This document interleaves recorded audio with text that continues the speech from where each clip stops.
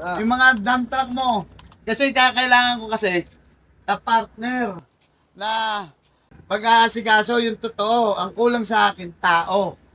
Ibig ko sabihin, yung ba, kailangan ko transaksyon. Yung ano mo, pasukop ka. Kaya nga, ang dami kong kalat. Ah, Yan o. nakaparada lang po yan eh. Yan, pag umangontrata ka, pwede kita suportahan ng mga equipment. Yan. Lahat.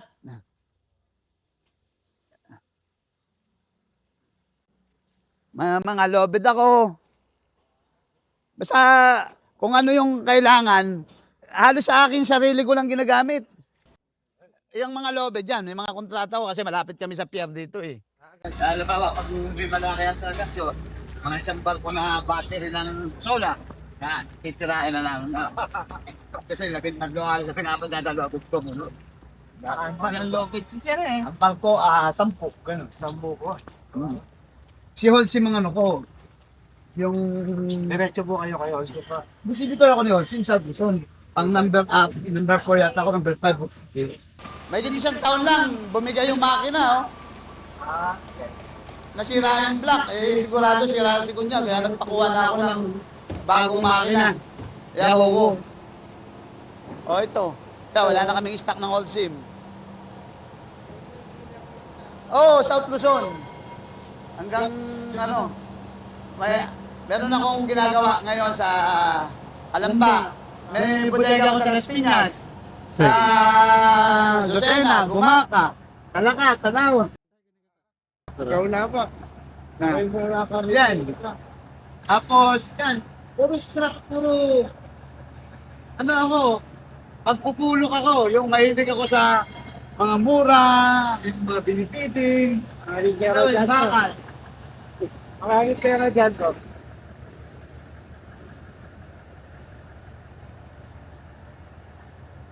Yan. Yung bakal na kinukuha ko, limbawa, pag magpapagawa ako, ang bakal, kukuha ako mga balance yung malikse, pero high grade ka. Yan.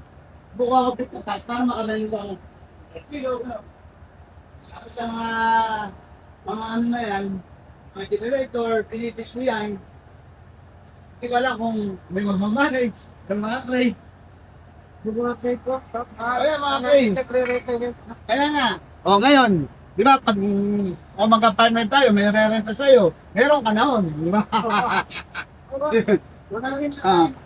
Di ba? May ilaw Yeah. ka. 25. Tatlong ganyan ko. Mga pump crate.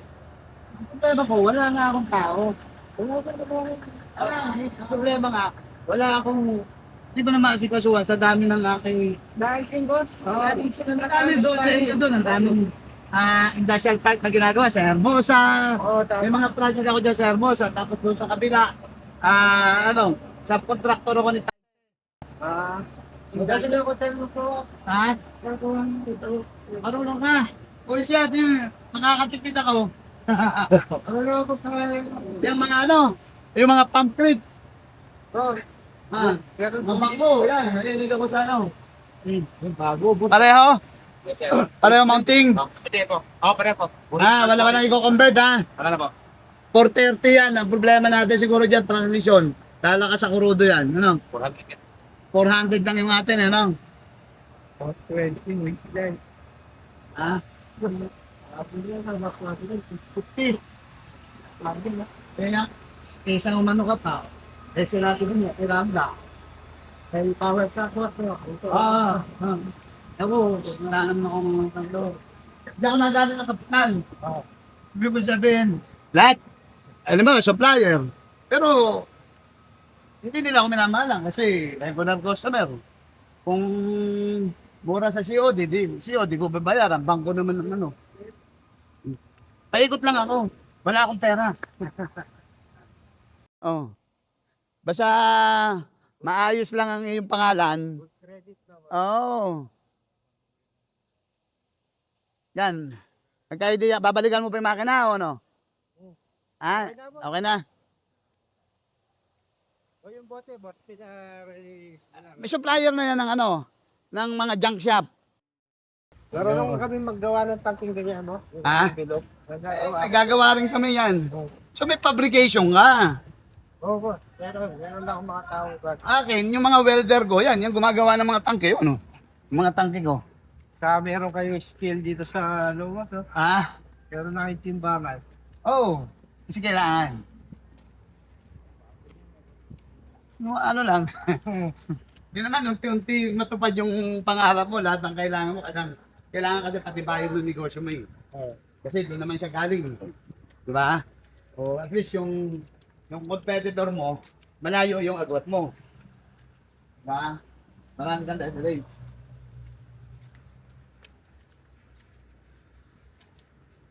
At least 30 kilometers po. 35 yung ideal. Depende kung Para- ang kompetensya, yung kakompetensya mo malapit. Lamang siya. Para naikutan ng Ah. mabilis, no? Oo. Yun yung mga spiral yung ano,